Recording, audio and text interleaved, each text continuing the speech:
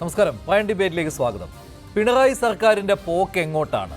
നാട്ടുകാർ മൂക്കത്ത് വിരൽ വെക്കുന്ന തീരുമാനമെടുക്കുമ്പോൾ അരുത് എന്ന് പറയാൻ കൂട്ടത്തിലുള്ള ഉപദേശകർക്ക് ആർക്കും കഴിയാത്തത് കിട്ടുന്നത് മുഴുവൻ ഇഷ്ടക്കാർക്കായതുകൊണ്ടല്ലേ?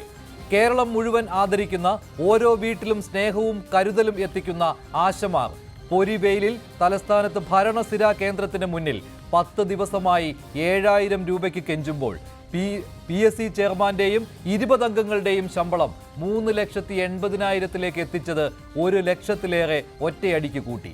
ഈ പറയുന്ന PSC അംഗങ്ങൾ മുഴുവൻ CPM-ന്റെയും ഘടകകക്ഷികളുടെയും നോമിനികൾ. തീർന്നില്ല. സർക്കാരിനു വേണ്ടി കേന്ദ്രവുമായി ലൈസൺ നടത്തുന്ന KV തോമസിന് യാത്രാ ചെലവ് 6 ലക്ഷം കൂട്ടിക്കൊടുക്കാനും എതിർപ്പില്ല. സർക്കാർ വക്കീലന്മാർക്കും കൈ നിറയെ.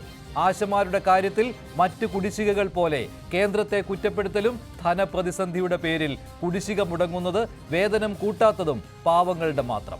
ഇഷ്ടക്കാർക്ക് ഇഷ്ടം പോലെ വാരിക്കൊടുക്കാൻ ആശമാരുടെ സമരം തീരുന്നതുവരെയെങ്കിലും കാത്തു നിൽക്കാൻ പോലും ഔചിത്യം കാണിക്കാത്തത് ജനങ്ങളോടുള്ള വെല്ലുവിളിയല്ലെങ്കിൽ പിന്നെ എന്താണ്? വയൻ ഡിബേറ്റ് ചർച്ച ചെയ്യും.